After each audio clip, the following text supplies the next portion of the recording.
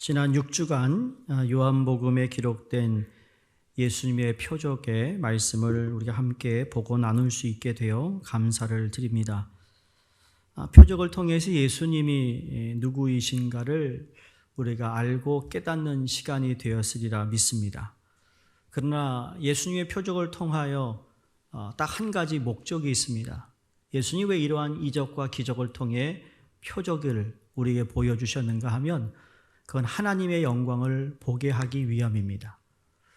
그래서 오늘 설교 제목을 하나님의 영광을 보리라 라는 말씀으로 이제 마지막 요한복음에서 예수 그리스도의 7번째 표적을 통해서 우리는 하나님의 영광을 봐야 한다는 것이죠.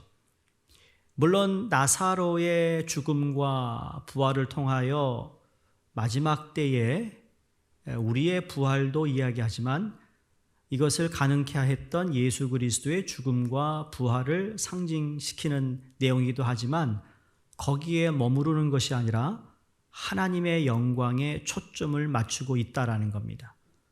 요한복음을 보시면 예수님은 철저하게 예수님이 말씀하신 내용, 하셨던 사역 모두가 다 하나님의 영광을 위해서였다라고 말씀합니다. 그래서 오늘 본문 말씀도 나사로가 초점이 아니라 바로 하나님의 영광이 초점이 되어야 된다는 사실입니다. 부활하신 예수 그리스도를 상징하는 나사로의 내용이지만 그 부활을 가능케 하셨던 하나님의 영광을 바라봐야 된다는 사실입니다. 오늘 본문은 무덤에 장사되어 나흘이 지난 나사로의 이야기입니다. 여러분, 유대인들의 무덤과 우리가 알고 있는 무덤에는 차이가 있어요. 우리 한국의 문화를 보면 화장을 한다든지 아니면 주로 땅에 묻는 것이 우리의 장례 예식 중에 하나입니다. 아주 중요하죠. 그러니까 우리는 땅에 묻지만 유대인들은 땅에 묻지 않습니다. 그들의 무덤은 동굴 모양의 시신을 눕혀 놓는 데 있습니다. 땅에 묻지 않고 시신을 그냥 동굴 안에 이렇게 눕혀 놓아요. 평평하게. 근데 그 동굴의 모양이 어떻게 보면 큰 것도 있겠지만 보통 길이가 6피트가 되고 폭이 8피트가 되고 그다음에 높이가 한 10피트가 되는 그러한 형태의 무덤입니다. 동굴 이 무덤에 들어가면 좌우로 시신을 안치하는데 새 구식을 양쪽으로 하니까 6개가 들어가겠죠. 그 다음에 그 벽 뒤쪽으로 2 시신을 눕힐 수 있는, 그래서 가족이 들어가든지 아니면 친지가 들어가든지 해서 하여간 8 시신을 눕히는 그러한 정도의 형태의 모습의 무덤이라는 겁니다. 그러니까 예수님께서 나사로를 죽음 가운데 일으키시는 오늘 내용 가운데 예수님께서 하신 말씀의 특징을 보면 오늘 말씀에서도 특징이지만 주로 예수님이 특별한 비유로 설명하기 전에 하셨던 예수님의 말씀의 그 문구를 보면 아주 간결했습니다. 다시 말해 간단했다라는 거예요.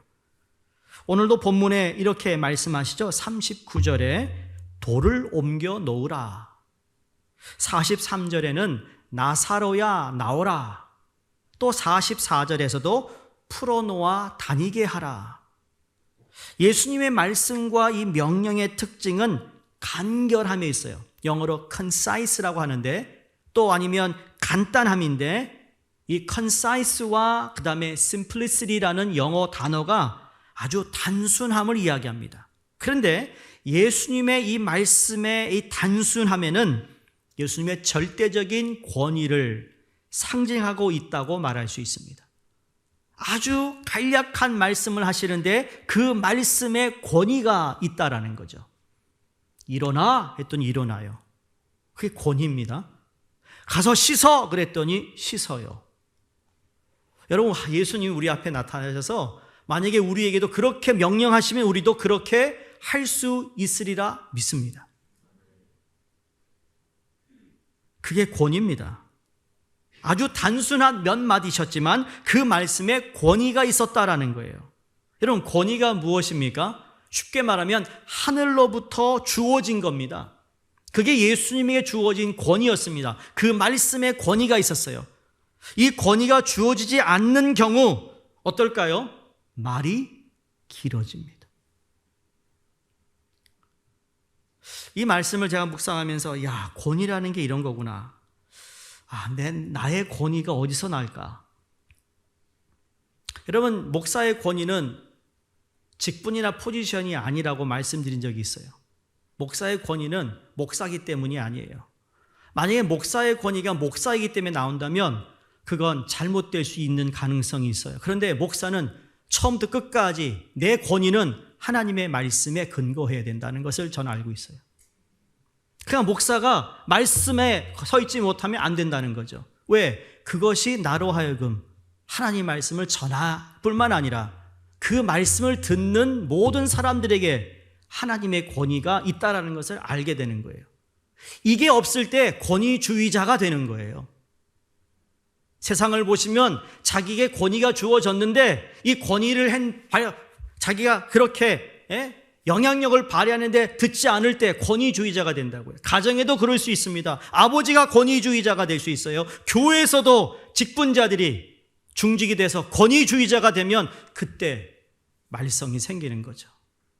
오늘 보니까 예수님의 말씀에 권위가 있어요. 근데 아주 단순한 말씀, 그러나 간결한 그 말씀 가운데 예수님의 말씀이 선포된 것을 보게 됩니다. 기억하셔야 합니다. 권위가 없으면 없을수록 말이 장황해지는 거라는 거죠. 반대로 단순해질 때 그 권위가 살아있게 되는 겁니다. 이 단순하다고 해서 말이 적은 말수가 적은 사람만 얘기하는 것이 아니에요. 그 한마디 한마디에 할 때마다 핵심을 꿰뚫고 있는 무언가가 있다라는 것을 발견하는 겁니다. 그래서 우리가 좀 더 심플한 삶, 단순한 삶 말이에요. 권위 있는 언어를 사용해야 되지 않겠습니까? 그게 우리 주님의 언어였다고 믿습니다. 오늘 예수님의 7번째 표적을 보면서 예수님이 말씀하셨던 3마디 말씀을 통해 저와 여러분에게 주시는 메시지를 함께 듣기를 원합니다. 주로 제가 설교의 포인트, 오늘은 그냥 주님이 하셨던 이 3마디를 통해, 근데 이 마디가 다 동사로 돼 있어요. 그냥 말로 하고 끝난 것이 아니라 그걸 통하여 뭔가 액션이 있었다는 것을 우리에게 보여주는데, 첫 번째 말씀이 돌을 옮겨 놓으라입니다. 39절에 예수님께서는 지금까지 사람들 생각에, 그쵸? 인간이 할 수 없는 불가능한 일들을 다 가능케 하셨습니다.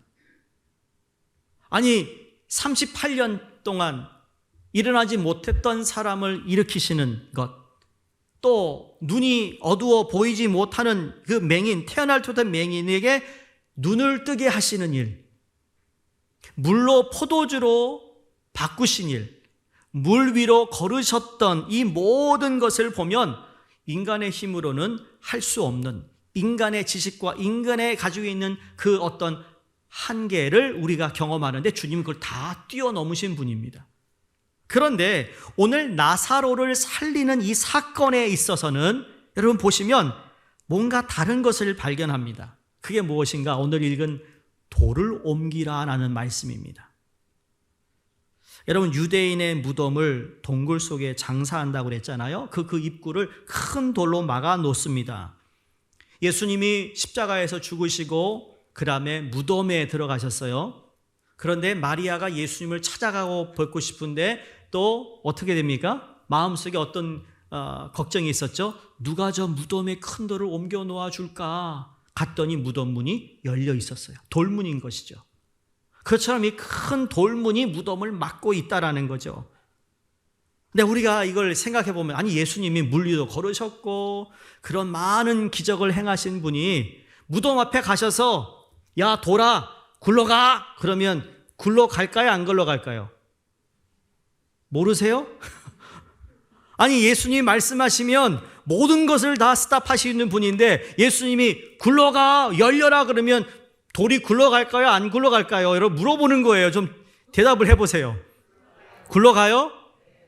그쵸? 믿죠? 예수님 그 돌을, 무덤돌을 열 수 있는 분이에요. 이걸 할리우드로 이렇게 버전으로 바꾸면 어떡할까요? 예수님이 딱 바람이 샥 머리카락에 날리면서 손가락으로 슉 하면 무덤이 샥 열리든지, 아니면 팡 터져가지고 말해요. 하얀 연기가 샥 나오면서 나사로가 확 나오면 이게 얼마나 멋있어요.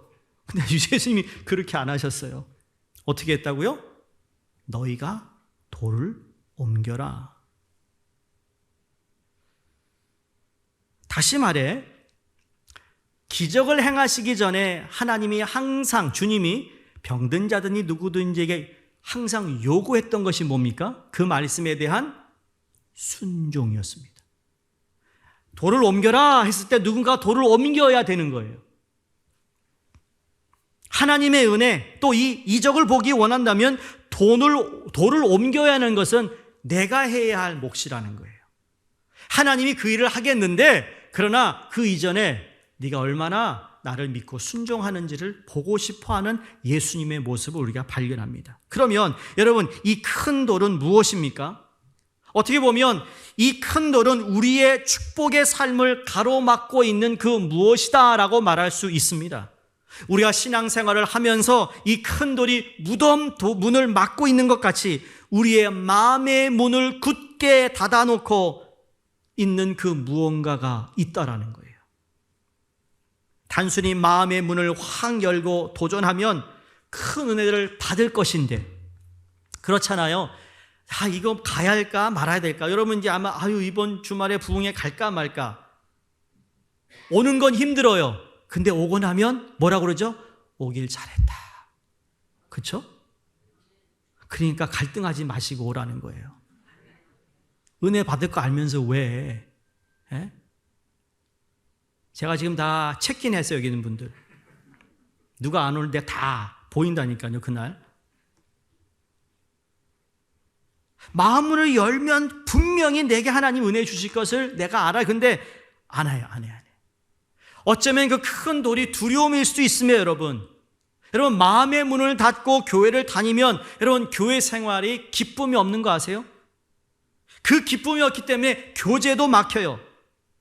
결국 내 개인의 생활 자체가 답답하고 불안해지고 하나님의 영광의 역사를 막아 신앙생활이 재미가 없게 되고, 그게 형식화되면 그러다가 교회를 떠나는 거예요. 주님을 떠나는 게 거기에 있어요. 다른 데 있지 않아요. 사랑하는 성도님들, 마음의 문을 여시기를 바랍니다. 그건 여러분이 여셔야 되는 거예요. 돌을 옮겨놔야 되는 거예요. 그게 힘들지만 용기를 내고 힘을 내어 담대하게 도전해야 될 줄로 믿습니다. 마음의 문을 열고, 마음의 문을 열기 위해서 찬송을 힘차게 한번 불러보시기 바랍니다. 사람 눈치 보지 말고 내가 찬양할 때 정말 열정적으로 박수도 쳐보시기 바랍니다. 기도도 소곤소곤했던 분이라면 이제는 기도도 소리내어 한번 기도해 보세요. 그런 마음이, 여러분 그런 마음에 하나님의 은혜가 임하고 기쁨이 임하며 성령이 임하는 줄로 믿습니다. 그리고 하나님을 겸손히 바라보시면서 이렇게 기도하는 겁니다. 다른 기도 필요 없습니다. 하나님, 나는 하나님을 믿습니다. 지금 여기에 있는 나에게 큰 은혜를 입혀주세요 라고 간구하는 거예요. 그럴 때 하나님은 은혜를 베푸셔서 하나님의 영광을 보게 하실 줄로 믿습니다.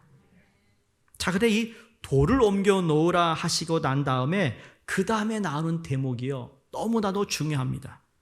자, 다시 한번 본문을 보시면 예수께서 이르시되 39절에 돌을 옮겨 놓으라 하시니 그 죽은 자의 누이 마르다가 이르되 주여 죽은 지가 나흘이 되었으므로 벌써 냄새가 나나이다. 죽은 자의 누이 마르다, 이걸 우리가 주목해 볼 필요가 있습니다. 지금 나사로와 마르다와 마리아, 이 삼남매 가정이 예수님과 참 가깝게 지냈던 것으로 학자들이 얘기합니다. 그러니 그냥 마르다 그래도 다 아는 내용일 텐데 왜 죽은 자의 누이 마르다라고 불렀을까? 여러분, 이 죽은 자라는 건 정확하게 44절에도 죽은 자, 이 나사로가 수족을 배로 동인 채로 나왔다고 기록되어 있어요. 그러니까 이 죽은 자라는 표현, 원어를 보니까 이게 완료 시제로 되어 있습니다. 완료 시제라는 것은 무엇인가 하면 이미 죽음이 완벽하게 확정되었다는 의미를 가지고 있더라고요. 의심할 여지가 없이 이 나사로는 죽은 게 맞다라는 거예요. 죽어서 이미 썩고 있다라는 것을 강조하고 있습니다. 죽었고 죽은 지 나흘이 되었다. 이미 썩어서 벌써 냄새가 난다라고 마르다가 말하고 있습니다. 그러면 마르다가 지금 예수님이 하고 있는 말이 뭘까요? 예수님에게 지금 전하려고 하는 게 무슨 말일까요? 예수님, 죽었어요. 끝났어요. It is finished. It's over.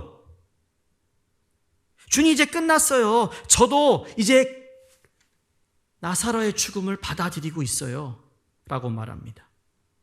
그게 죽은 자의 누이 마르다입니다. 예수님 뭐라고 그러냐면 Oh no. 한번 따라해봐. Oh no. 여러분 혹시 죽은 자의 마르다처럼 얘기하는 사람이 있어요? Oh no 그러세요. 해볼까요? 우리 옆에 Oh no. 이번 주도 말이야. 그렇게 얘기했어. Oh no. It's not finished. It's not over yet.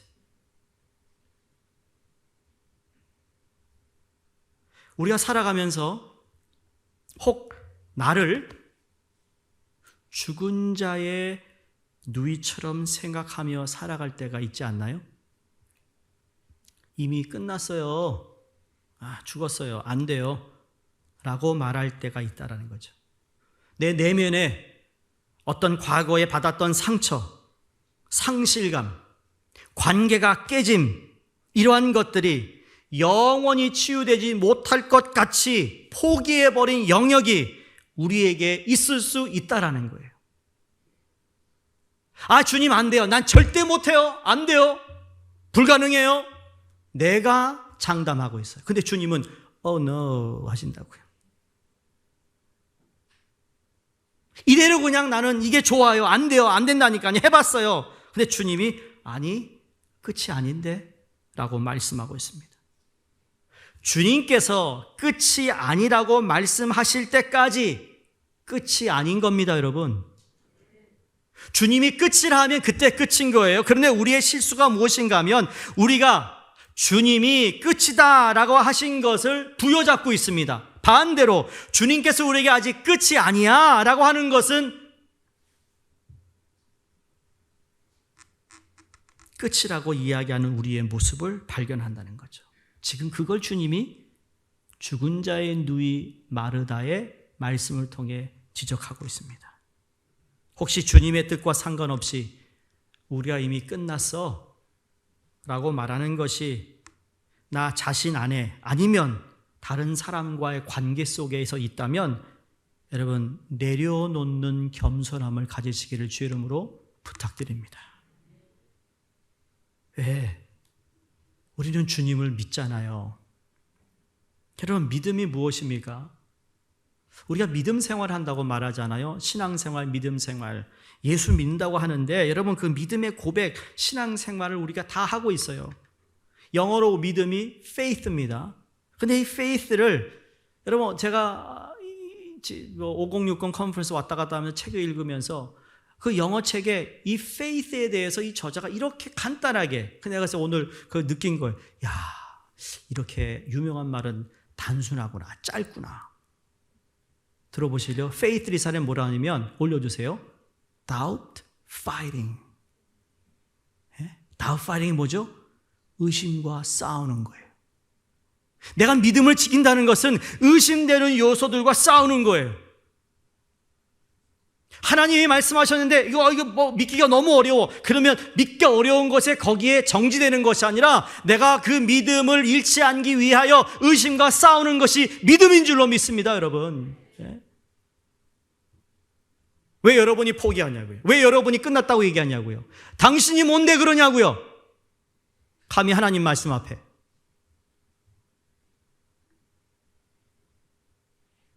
함부로 우리는 교회는 이렇다, 뭐 목회는 이랬다 저렇다 그런 말 조심하시기 바랍니다.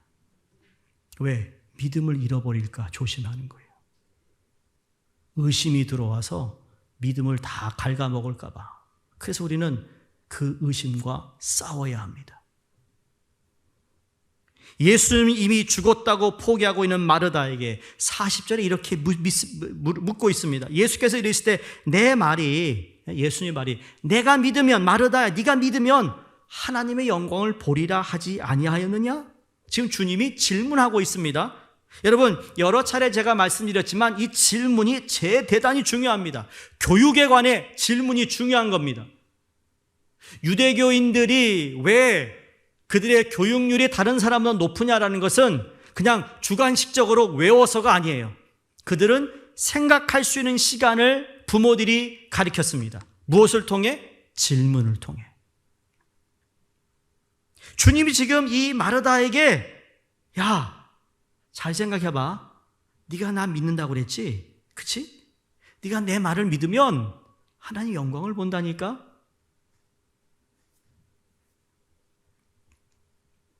주님이 마르다에게 이 질문을 통해 생각할 시간을 주는 거예요. 엉뚱한 답을 했지만, 그러나 주님이 원하는 답을 듣지 못했지만 묻고 있습니다. 마르다야, 너 나 믿지? 믿으면 하나님이 영광을 본다고 했잖아. 기억나? 인격적으로 묻고 있어요. 에이, 믿어도 없네. 이러지 않았어요. 여러분, 그러지 마세요. 믿음 없는 사람 보고 믿음도 없네. 나도 믿음 없는 거 알아. 근데 믿음 없다고 그러니까 더 기분이 나쁜 거예요. 교회 나가고 싶지 않아. 그 사람 얼굴 보고 싶지 않은 거예요. 인격적으로 안 되었다는 거야, 그게. 우리 언어 조심하셔야 돼요. 여러분, 제가 부탁하죠. 아주 가까워질수록 더 언어 조심하라고요. 가장 가까운 배우자에게 말 함부로 하지 말고, 가장 가까운 성도들에게 말 함부로 하지 말고요. 인격적으로 대하세요. 우리 이런 사이 아니었잖아. 왜 그럴까? 물으세요. 그럼 그 사람도 생각하지 않겠어요?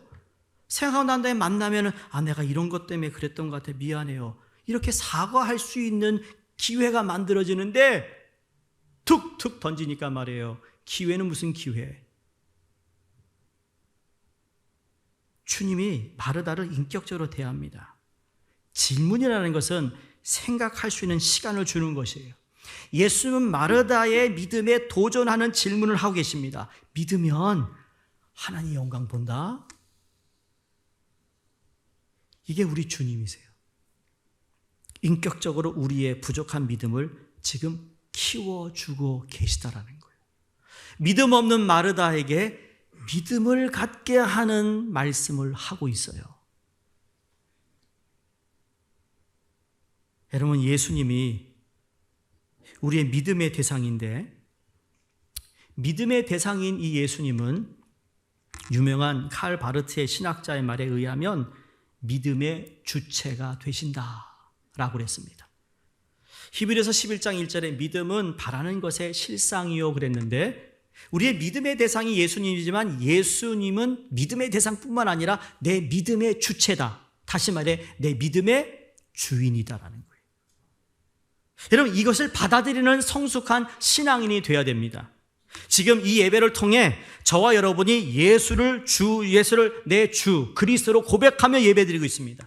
삶이 힘들고 피곤하지만 그래도 하나님의 말씀을 사모하며 어떻게 하든지 내 신앙생활을 잘 지켜보려고, 잘 해보려고 몸부림치는 것은 우리 주님이 내 믿음의 대상일 뿐만 아니라 믿음의 주체로서 저와 여러분을 돕고 계시고 있다는 사실을 우리는 감사해야 된다는 이야기입니다. 주님이 믿음의 대상뿐만 아니라 내가 이 믿음을 잘 지켜나갈 수 있도록, 아까도 우리 가사가 그거잖아요. 찬양에 선한 싸움을 살아가기에 나에게 힘이 되어 주시는 거예요. 여러분, 아까 그 찬양은요, 눈물 없이는 못 드는 찬양입니다. 이게 날라랄라라라라라 아주 고요하지만 이 속으로, 내면적으로는요 앞으로 전진해 가는 겁니다. 어떤 전진인지 아세요? 지금 나치로 인하여서 독일이 완전히 장악되었어요. 교회가 문을 닫았어요. 그 한 목회자가 감옥에서 하나님께 기도한 기도 내용인 거예요. 이러한 가운데서도 하루하루 새 날을 내가 기대합니다. 믿음인 거였어, 예수님에 대한 믿음. 그러나 그 믿음의 대상이 자기 삶의 믿음의 주인이었던 거예요. 지금 상황이 아무리 어려워도 믿음의 주인이 되시는 주님 앞에 모든 것을 견디며 나아가 결국은 독일이 어떻게 됩니까? 완전히 전쟁에서 망합니다. 그리고는 교회가 다시 교회를 세워나가는 역사가 이루어지는 거예요. 이게 독일 교회만 아닙니다. 수많은 죄와 어두움이 우리를 얼마나 많이 우리를 둘러싸고 있는지 모릅니다. 어떻게 하든지 믿음 생활하지 못하게 하는 여러 유혹들, 관계들, 상황들, 환경들, 그러나 그 가운데서 선한 힘을 발휘하시는 하나님을 믿는 것이라는 거예요. 여기 여러분 힘을 얻으시기 바랍니다. 여러분이 지쳐 있습니까? 하나님을 바라보는 거예요. 그래서 고린도후서 12장에 나오는 믿음의 은사를 사도 바울이 이야기할 때 이것은 구원받을 때의 믿음이 아니라 이 믿음의 은사를 가지고 산을 옮기는 믿음을 사도 바울이 이야기하는 겁니다. 작은 겨자씨만한 믿음만 있어도 이 산을 저 산으로 옮길 수 있다라고 하신 말씀이 바로 믿음의 은사입니다. 저는 여러분이 이 믿음의 은사를 구하시고 믿음의 은사를 받으실 수 있기를 주의 이름으로 축원합니다. 소위 유대인들이 산을 옮기는 자라는 그러한 이야기가 있대요. 구체적으로 말씀, 이게 mountain mover입니다. 산을 옮기는 자. 그럼 멋있지 않습니까? Who is he? He's a mountain mover. Who is she? She's a mountain mover. 아멘도 안 해, 하여간. 따라해 보세요. 옆에 있는 분에게 You are mountain mover.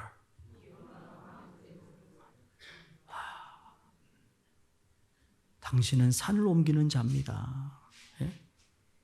그 믿음은, 바로 그 믿음은 하나님의 영광을 보게 된다는 거예요. 그 믿음이 지금 그걸 마르다에게 말씀하고 있어요. 40절에 다시 내 말이 내 믿으며 내가 믿으며 하나님의 영광을 보리라 하지 아니하였느냐. 그런데 읽지 않았지만 45절에 보세요. 반대의 역사가 일어납니다. 마리아에게 와서 예수께 하신 일을 본 많은 유대인이 그를 믿었으나, 이 전제예요. 조건이 뭐예요? 그 중에 어떤 바리새인들에게서 가서 예수께 하신 일을 알리니라. 여러분, 정보를 알린 게 아니라 이 알리니라는 말은 고자질했다는 얘기예요. 분명히 믿었다고 했는데, 믿었는데 뭘 못 봤습니까? 이 사람들은 영광을 보지 못한 겁니다. 저는 여러분이 주님을 믿을 뿐만 아니라 그분의 영광도 보실 수 있기를 간절히 바랍니다. 거기까지 가야 된다는 거예요. 예수님이 하셨던 이 모든 이적을 수많은 사람들이 다 보고 믿었어요. 그런데 하나님의 영광은 보지 못했다고. 그러게 마르다에게, 야, 네가 믿으면 하나님의 영광도 볼 수 있다니까. 우리 모두 하나님의 영광을 보기를 바랍니다. 그래서 표적, 이적을 따라다니는 사람이 아니라 영광을 찾는 사람이 되어야 됩니다. 오늘 제가 영어를 많이 쓰는데 여러분, sign seeker가 아니라 glory seeker예요. 해볼까요? 우리는 무슨 seeker라고요? glory seeker. Oh no 하고 mountain mover 하고 glory seeker예요. 영광을 찾는 사람.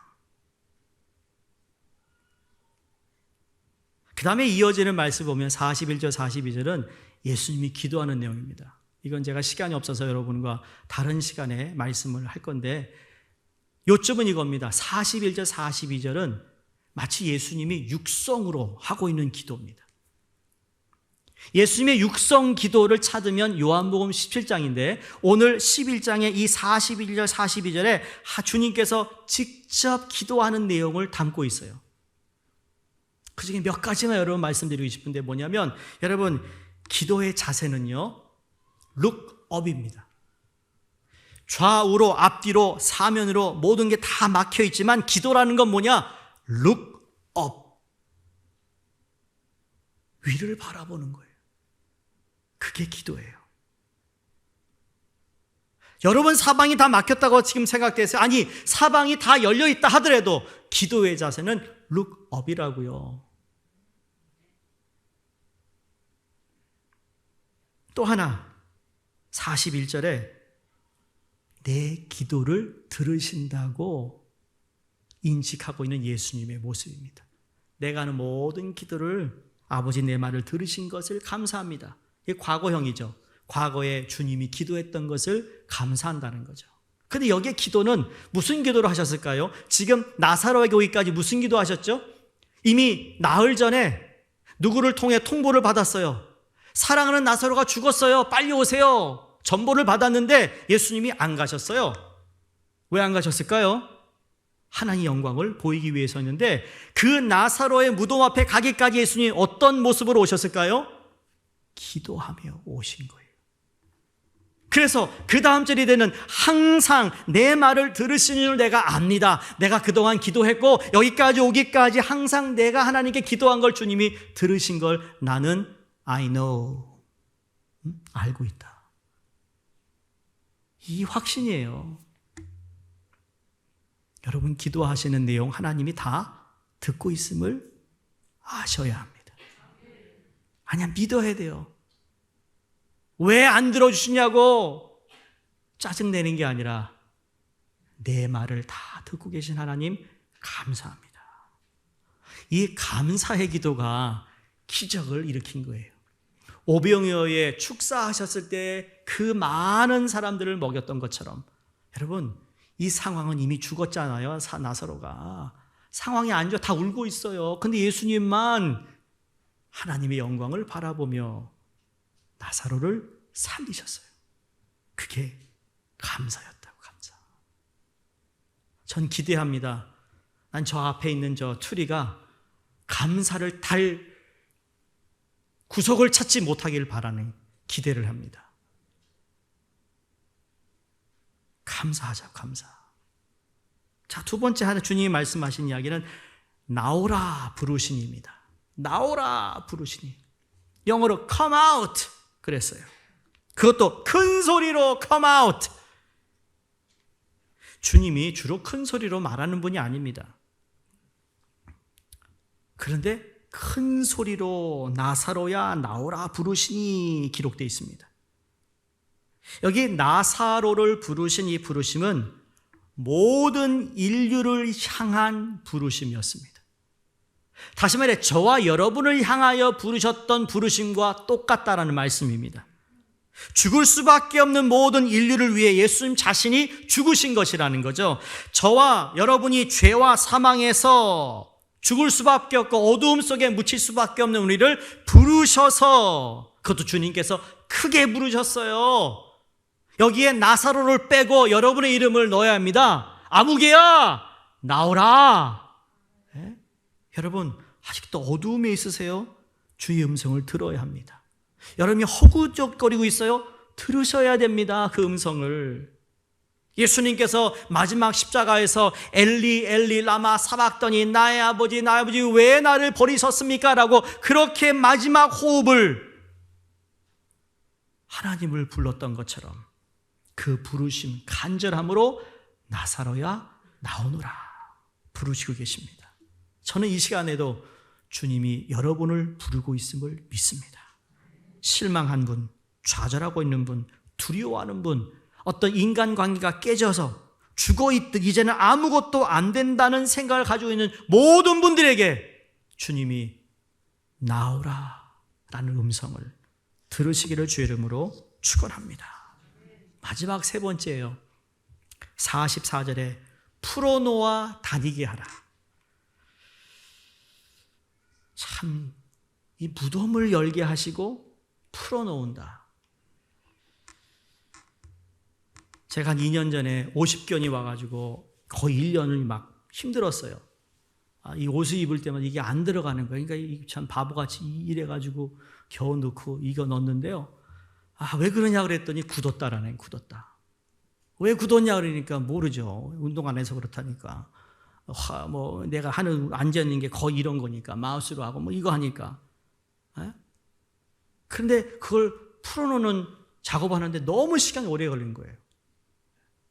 통증에서 거기가 회사래. 통증병원 가가지고 이걸 푸는데 얼마나 아픈지 몰라요. 정말 막 식은땀이 나고 막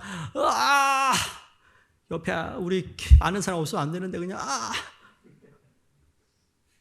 그러니까 얼굴도 옆에 끝나면 치료 끝나면 옆에 보지도 않고 나갑니다. 왜? 혹시 내 얼굴 알면 안 되니까.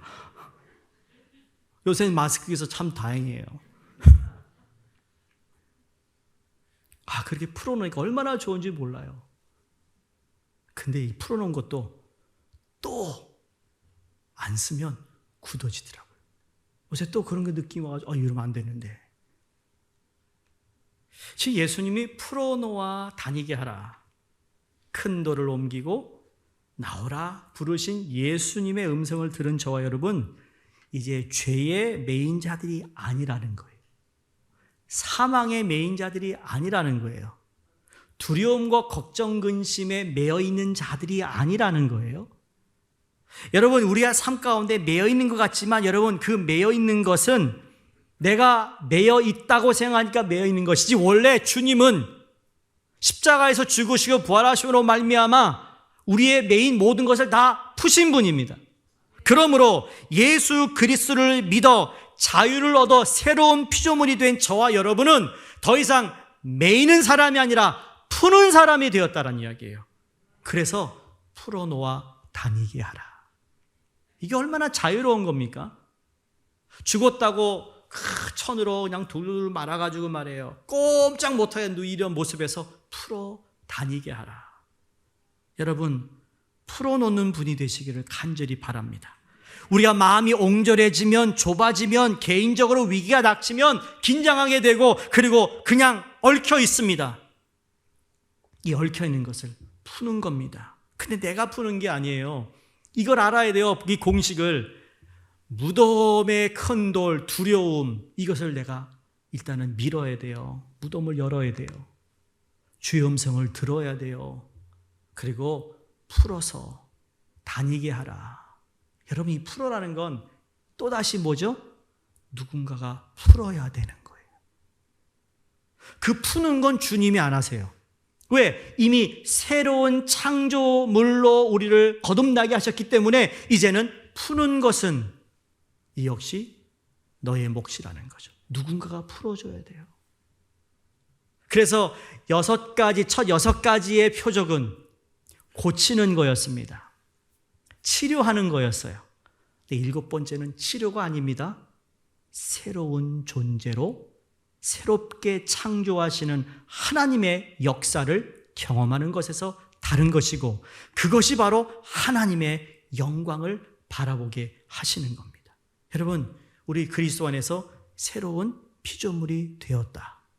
옛것은 지나갔으니 보라 새 것이 되었다는 말씀이 기억하시잖아요. 그게 저와 여러분이 그렇게 되었어요. 여전히 우리가 풀지 못한 일이 있다면 풀어야 된다는 거예요. 풀어 다니게 하라. 사랑하는 성도님들, 앞으로는 주님이 허락하신 이 놀라운 복음의 진리의 자유를 경험할 뿐만 아니라 참된 그리스도인으로서 자유를 증진시키는 저와 여러분이 되기를 바랍니다. 기억할 것은 사단에게 속지 말아야 합니다. 사단이 우리의 감정이라는 걸 통해, 상황이라는 걸 통해, 그 어떤 사람을 통하여 나를 자꾸 묶어놓으려고 합니다. 주님은 이미 풀어서 다니게 하라 말씀하셨는데, 내 상황이 나를 풀지 못하는 상황이라면 여러분, 내가 주님 앞에서 어떤 존재인가를 다시 한번 기억하며 믿으며, 그렇지, 매여있고 묶인 것은 하나님 원하는 것이 아니지, 하나님께서 풀으라 하신 것을 풀어야지 라는 결단이 여러분에게 있기를 바랍니다. 6가지 표적을 보면서 물을 포도주로 바꾸시고 안진뱅이를 하여금 걷게 하시고 병들어 죽어가는 자를 고치시는 것 다 고침이지만, 오늘 본문 말씀은 새롭게 탄생케 하는 것, 창조의 역사를 하고 계신 그 하나님 예수 그리스도를 우리가 바라봄으로 하나님의 영광을 볼 수 있기를 바라며, 이제는 옛날과 같은 사람이 아니라 신분이 달라진 하나님의 자녀로서 새로 거듭난 자로서 우리의 시각이 바뀌어 우리의 묶였던 것을 푸는 역사가 일어나기를 주 이름으로 축원드립니다. 기도하겠습니다.